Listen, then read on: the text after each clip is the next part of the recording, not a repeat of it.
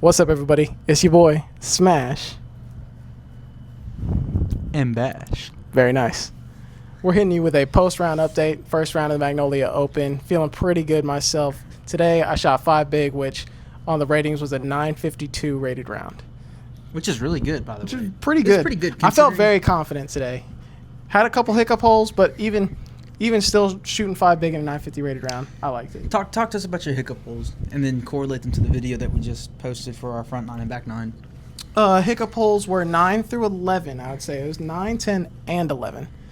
9, just couldn't quite deliver off the tee pad. 10, same thing. And then 11 was just bad putting. So I went double, triple, and then just another bogey on all holes that are very, very gettable / very easy to par out on.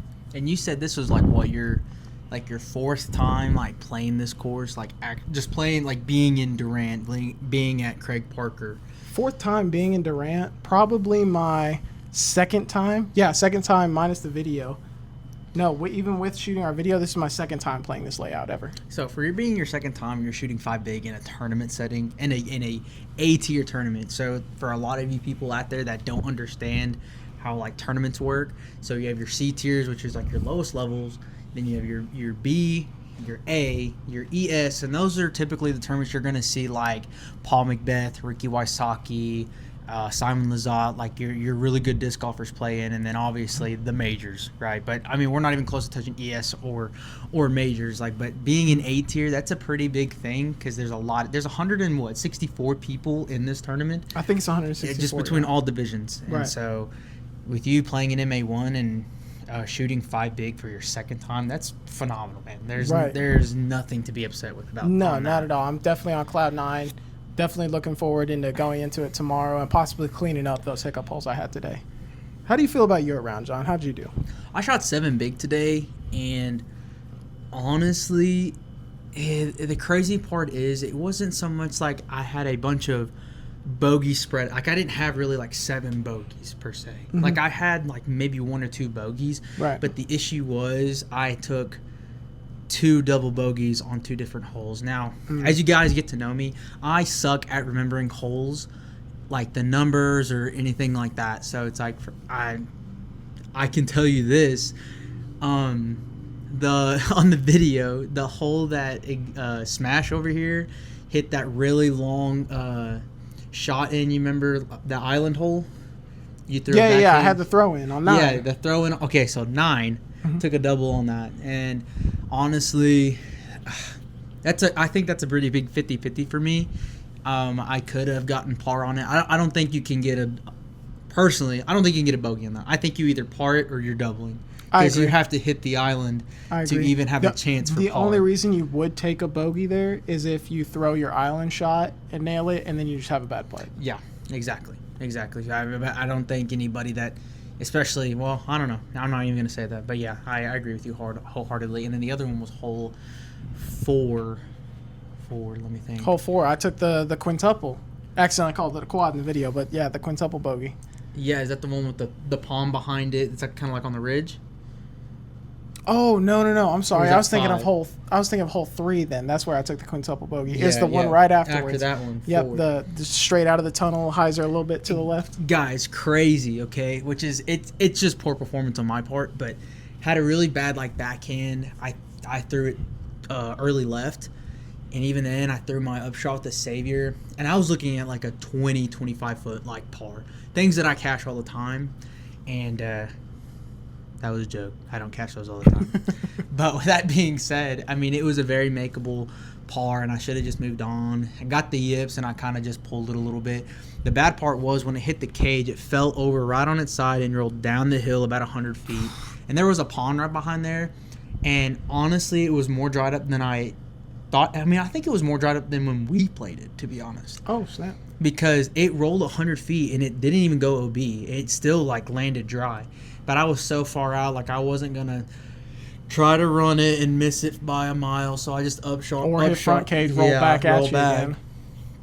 Upshot it for 4, tapped out for 5 on a very easy par 3. So, right. I mean, if I just take those doubles off, and even if I just par, I mean, I'm shooting a lot lower. So it's that. I feel like I played well overall. And I'm about to say, and even still with all these hiccups that you ran into, you still shot only 2 strokes behind me at 7 big, right? Yeah, I finished at a 939 rating. So Yeah. it's like, I don't feel like anything I did today was super bad. Obviously, just consistency, just making sure that I take better approaches, or at least, not get the yips on putting, or just taking better shots, like on holes that demanded. Not every hole really just has to demand like a particular throw, but the holes that do demand a more like a backhand approach or forehand approach, I need to be able to capitalize on those. And even if I'm not going for birdie, at least put myself in a position that I can just tap out for par and move along. Right. That's kind of how I felt about my game today. Yeah, no, I felt very consistent off the tee pad. I just felt like there were a couple holes that got away from me, and it was kind of hard to stop the bleeding once it started. No, I mean, I know you guys weren't there. Another thing too, if you're watching this, you can check out our live scoring. All you got to do is download the PDGA app. It's like a green app, and you'll see, like, it says PDGA on Insert image right here. Yeah, right there. We'll get to that point. Yeah. You can download it, and you can look up any tournament that's going on. Any of them that you know of that's happening that weekend. You can look at any single bit of live scoring, and you can keep up with this live in the rounds. Yeah, and so that's a great way to, like, interact with us, or at least, give us a shout out or something, or even just if you want to personally message us for those that do personally know us, but right, and just see how we're doing. But or even still hit us up on one of our handles, Smash and Bash DG, pretty much everywhere. Yeah, we got a YouTube, we got a Facebook now, we got an Instagram, TikTok, and we got a TikTok. On TikTok, our handle is actually Smash Bash 25. That will be being changed, but currently it is Smash Bash 25. Yep. But with that being said, tomorrow, what are we looking at? Tomorrow, just looking at to clean up the hiccups. Just clean up the hiccups, that's all. That's all I'm really looking forward to. I'm not looking to necessarily attack super hard, per se, but attack to a point where they know I'm still on their heels. Yeah. Like, I'm making the lead card sweat, because we both still are on the chase card, hunting down the leaders right now. I mean, the top guy is only 1 under, I believe. The top guy's 1 under right now. 1 under. So that means I'm only 6 shots off of him, and he's only 7 shots off of him. Or, I'm sorry, not 7. 8 shots off of him. Yeah, you're 6 and I'm 8, Yeah, so 8 shots off of him. I'm 6 shots off of him. I mean, we're right there behind him. If he has a couple hiccup holes like we had today, we can easily catch up to him. So really, I think my goal is just to try and crawl down to even, possibly even the under par range. It's very doable out there. It's just making sure you're consistently delivering off the tee pad in order to get your birdies. Yeah, I agree with that. That's a great strategy to have. I think mine's going to be very similar. I'm looking to have more fun with my personality. I know a lot of you don't know me in a tournament setting, but I think I try a little bit too hard, and I just kind of forget to have fun. At the end of the day, I'm playing in a tournament and competing and having fun. And sometimes I put so much pressure on myself for 1 shot or 2 shots that I just slowly when I bleed, I self-inflict on top of the bleeding. You know what I'm saying? So it's like I double bleed myself, I guess. And when you combine those bad elements together, it just ends for a terrible day, terrible round, and terrible attitude. But today, even 7 big, I mean, I'm sitting at 8th, and we're on the chase card. Oh yeah, I was going to say, why don't you explain the chase card and, like, what does that mean? Oh, the chase card. Yeah, so the chase card is actually the card that's right behind the lead card, which means it's the top 4 guys and then the second 4 guys that are right behind them. So, which means they'll be teeing off behind us, and if they run into us, they'll be able to see how we're doing, and we'll also be finishing 1 hole before them, so they'll be able to see where we're at in the leaderboards and be able to tell, like, oh, he bogeyed here, let me get a par here. Oh, he birdied here, let me make sure I also get the birdie. So it kind of gives them an advantage in a way, but such is an advantage for shooting onto the lead card. Now, at the same time, I love the fact that they are seeing our scores, because that just helps with the added pressure aspect. If they watch me get a birdie on a hole that they know they're having trouble parring right now, it's just going to add that much more fuel to the flame on their end versus my end, which is why I like being on the chase card in day 2, because it makes me extra motivated to run them down, as well as I love the fact that they feel the pressure of me hunting them, if that makes sense. That does make sense, especially on day 2. I mean, This course is not a short course, guys. Not short at all. It is not it's what 10,000 and some change. 10,100 something. 10,100 and some change. This is the longest course that Smash and Bash has ever played. Ever. And we've competed in Arkansas, Texas, and Oklahoma, and Kansas. I've competed in Kansas. He's competed in Kansas, so it's like this is. You know what? I might have maybe played one course longer than this, but it was all the way back in 2018, and I'm not even 1,000% sure if it was longer than this one or not. Regardless, in recent years, easily within the past 3 years, this is the longest course I've ever played. Yeah. So I mean, it's for day 2, it's a really good position to be in the chase card because, I mean, if we can muster up a really good round and catch ourselves on the lead card, I mean, you definitely want to be on the lead card going on the last day because then it's just, I feel like the pressure is not as bad as it is on day 2 because day 2 you still have to consistently play well on the lead card to stay on the lead card. So there's like extra added pressure. It's like, oh man, I'm on the lead card. Like you don't want to lose the lead card because now you're on the lead card on day 2 trying to make it to day 3. Yep, I've had that personal experience where I've been on the lead card on the second round. And how did that happen? How did you feel? I dropped 4 positions because of how nervous I was. I was so anxious and so scared because it was the first time I had ever been on lead card in the second round and ever gotten the chance to really just put my foot on the gas. And I was in second in that tournament. I finished, I think there was about like 20 people there, and I still ended up finishing like in the 12th spot because of how much pressure and nerves I felt on that second round. Yeah, and so I really think we've done everything well to put ourselves on this chase card because chase card, we're the underdogs. No one's, I mean, obviously the only people keeping an eye on us is the lead card, but as far as everyone is concerned, everyone's going to be looking at the lead card in our division going, how are they going to do? Mm-hmm. So, yeah. It is very easy to slip under the radar whenever no one's looking at you. So it's a very nice feeling because it's almost like a sick feeling of, oh, you don't even know how badly I'm killing you right now. You're gonna just swoop in for that like assassination kill almost. Yeah, exactly. I mean, you're pretty much assassinating for a spot on the lead card anyway. So. Yeah, no, that's exactly what you're doing. You're looking for those guys you're looking to take out those guys. Simple as that. You're looking to put them into a spot where they don't want to be and make them uncomfortable as possible, and then see if that causes them mistakes out there on the course. I mean, you've known the pressure. I've known the pressure before. We've both played in tournaments where we were both competing right there towards the top end of it, and just all of a sudden that pressure starts to build, and you have one bad hole, you have 2 bad holes, and now all of a sudden you're thinking about, oh, I was doing so good 2 days ago. All of a sudden you're not doing so good anymore. It eats at you, man. It definitely does eat at you because I think there was a time I was on I think it was last year. Again, I have a bad memory, but I'm pretty sure I was on the chase card. I was doing well. I think I put myself on the lead card, and I think somebody on my card just mentioned, like, dude, you might have a chance to make it on the lead card. And it was just like right then and there, I was like, oh, crap. Oh, no. Like, oh, dang. Like, then you start thinking about everything instead of just playing and having fun. Now you're going like, this could make or break me from being on the lead card. You just put so much unnecessary pressure on you. Like, yeah, I mean, you feel it very quick. So, yeah, I definitely do understand that. But hopefully, as this year goes along. And I mean, the guys on the lead card in front of us honestly aren't even that far off from us. No. Like the guys who are right above us, like the top 3 slots that are ahead of us are only ahead of us by like what, max 3 strokes? Max 3. Yeah, like I'm at 5 big. I think the guy who's in second right now is only 2 big. 2, yeah. There's 2 in 2. Like it's tied for 2 between 2 people because they're both 2 big. Oh, okay. Yeah. So it's 1 down, 2 big, 2 big, 3 big, and then I think it's you. Okay. So yeah, I mean, 3 strokes. 1 hole can separate 3 strokes that quickly out there. I mean, there's a lot of OB to be found. There's a lot of tight fairways with a lot of wooded trouble. You guys saw in our practice round how bad it can get out there. I mean, I shot 12 big by the end of it, and you shot 9 big. Yeah, so already with just today, actually, like coming in and knowing what I'm looking for and stuff like that, I managed to cut that down by 7 strokes, right? So it's pretty phenomenal how well I was able to translate my practice round to my tournament round.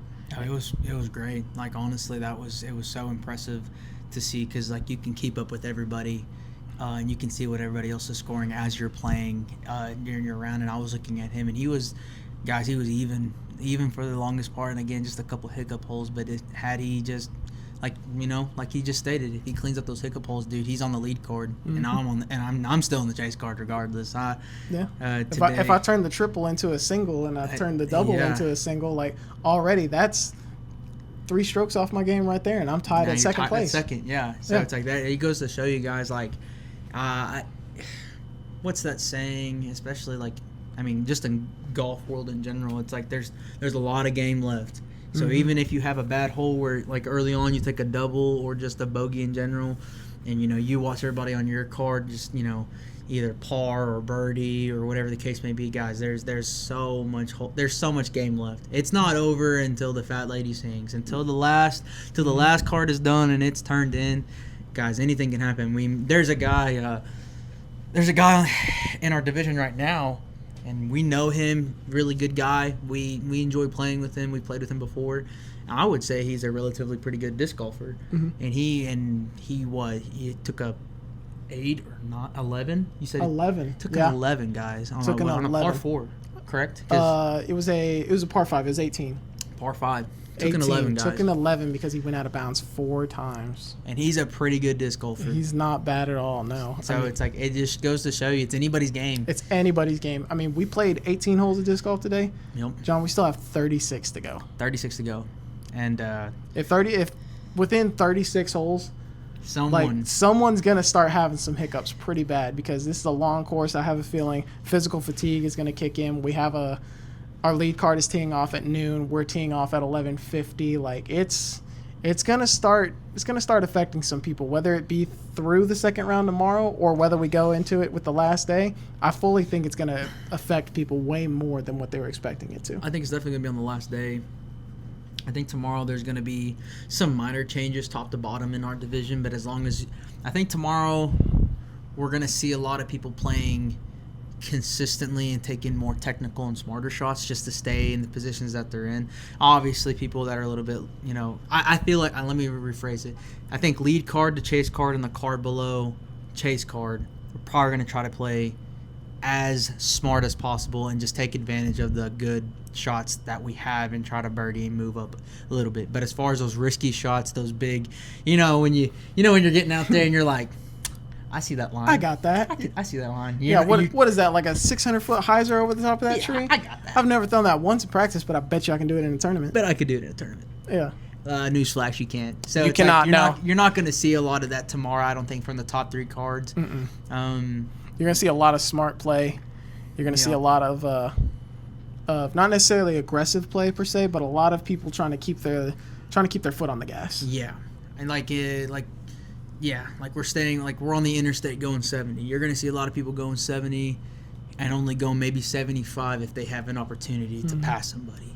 You're not going to see 80-mile-per-hour people unless you're below like the 3rd card, because they've got nothing to lose at that point. Right. And that's not even dogging on them. I've been in that position way many times than I want to admit. But it's like when you get down that low, you're just like, yeah, I'm gonna throw this thumber. I'm gonna throw this tomahawk. I'm gonna throw this flex forehand. Because what's the point of me not? Like, I'm not competing for anything. Right. I'm not beating anybody right now.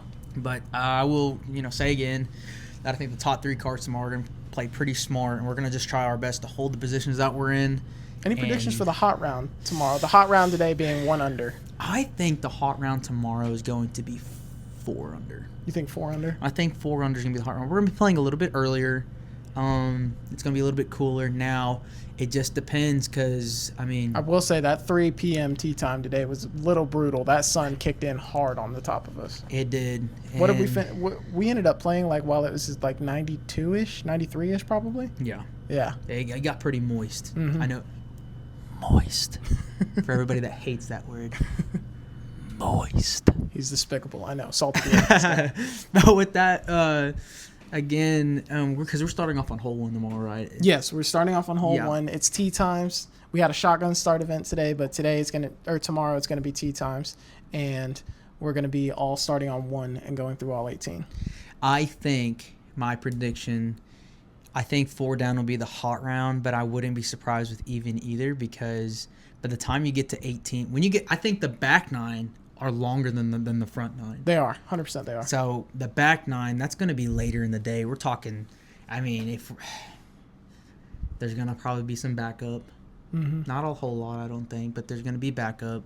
There's going to be some waiting, X, Y, and Z. All that being said, if we get that sun beaten down at 3 o'clock today like we did when we started and you're on the back 9, I think that could really get into some people's heads because, I mean, you throw a bad shot, you're in the woods, it's hot, it's muggy, you're trying to fight out of it, you're getting hit with thorns. Like, dude, I'm telling you guys, if you haven't played the course, please go and play it. Craig Parker Memorial in Durant, Oklahoma.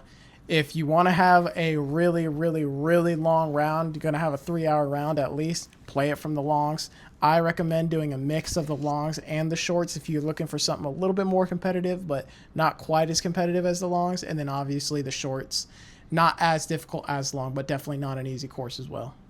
But check it out. Check it out and let us know what you think or if anything you agree with or disagree. But again, going back is I think the back 9, especially with us teeing off at a later time, it's going to be a big, I think, deciding factor in how I think it could swing. I think it has a chance to swing from -4 to even really quick. So you think there's a 5-stroke, Yes. 5-stroke, 6-stroke I swing? think, 4 to 5 for sure. A 4 to 5 stroke swing just in the back 9 alone. Yep. I'd probably agree with that, honestly, because now I'm thinking about it, like hole 10, hole 12, hole not 13, hole 14. 14's a par 5. Hole 15, hole 16. No, not 16. Hole 17 and hole 18. What is that? 6 holes right there? Yeah. 6 of those 5 or not 6, yeah, 5 or 6, whichever one it was. I'm pretty sure it was 6. Those 6 holes alone are over 400 feet, and a lot of those being over 500 even. And not only that, you're nestled almost into the woods, and you're throwing out of like a gap almost. So it's like you could easily hit the first tree right there in front of you. Yeah, hole 10's tee pad. I know you guys didn't get to see it whenever we filmed our round because the footage messed up, but that tee pad from the longs is like this wide. It's like just wide enough for a disc and some change to go through. There are like 2 separate gaps that are about that same distance from one another. One's on this right side, one's on this left side, and there's a tree right here, tree right here, tree right here, and it is brutal off the tee pad because all you got, if you throw a bad shot and you hit that first tree, you're basically re-teeing. Yeah, you're entirely re-teeing for that hole already. I'm sorry, you're taking a bogey. Like at best, if you can get a good shot out on your second one. And it just depends on like if you just hit the tree and go straight down. Like if you hit this tree and go straight down, that's your best chance of getting a bogey. Like if you hit that tree and spit out left or right, you or better even pray. if you got out of the gap and you went too far left or too far right, you're either going right into the OB or you're going left into the natural OB, as I call it, with how thick that stuff is over there. You don't have much from over there, so maybe you have a pitch out for like 100 feet. I ended up triple bogeying that hole, and I didn't have that bad of a drive. I got buried a little bit, had about a 100-foot pitch out, threw it up to the mouth of the cave, and then I hit the tree that sits right there, and that's right by the basket, and I had a back roll into the creek that runs through that hole. All of a sudden now I miss a putt, and now I'm taking a triple on that hole. It's a very demanding hole in every single aspect of it, and there are a couple holes out there that are just like that. Hole 9 is just like that. It's a demanding tee shot through the tunnel, a demanding upshot to the basket, and a demanding putt because it's an elevated basket. Yeah. And on top of that, it's an island hole. So is that the island hole that you're talking about? Yep, that's the island hole. Yeah, So that's what I'm saying, demanding upshot. Like, you either have to land just short of the OB on your second shot, so then you can go for the 3 to land on the island, and then take a par, or you throw perfectly out of the tunnel shot, and then you have to throw an absolute mash to get to the island itself to try and get a birdie out of it, because I didn't see anybody on my card do it today. John, I don't think you saw a birdie on your card today, did you? No. They parred. I was the only one that doubled. But yeah, no, I mean, it's a mash to get all the way there. It really is, guys. Like, it's probably, you probably have to throw an over 400-foot shot through the tunnel to give yourself like a 350-foot shot into the green. Least. So that means if you're throwing like 350 out of the tunnel, you have to throw every bit of over 400 feet to get to that island. I say this, for anybody that just wants to test themselves, right? And they go, you know what? I've been playing pretty good at my home course. I've been kind of tearing up at a course not far from here. You know, I want to see, like, I need to find a course that really just Like if Go you to live this down in Denison and you play Munson a lot, like you come up here, you try playing this one, I guarantee you it's a night and day difference. It's a night and day difference. It's definitely a night and day difference. But that being said, guys, there's pretty much nothing else left to say here.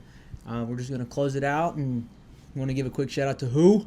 The Tree Snipers. Tree Snipers, the one and only homies, The guys, the pals, The guys. the legends. the legends. They will remember your name. They will They remember your name. Exactly. Mm-hmm. That being said, you want to sign us out? Yes, indeed, ladies and gentlemen. Today I have been Smash. And you've also been bashed.